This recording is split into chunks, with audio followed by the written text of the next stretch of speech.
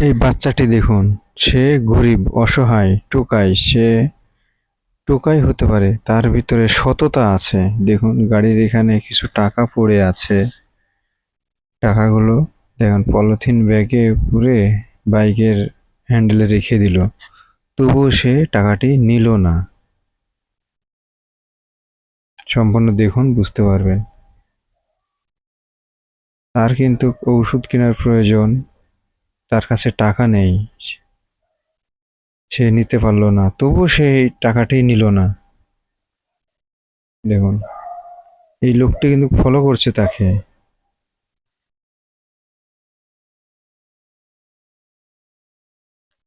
এখন বোতলে পানি খাবে সেটাও নাই।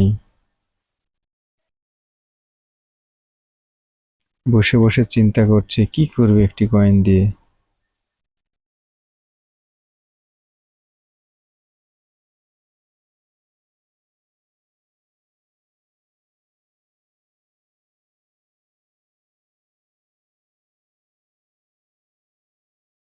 সৎ সৎ মানুষকে আল্লাহ কখনো ঠগায় না।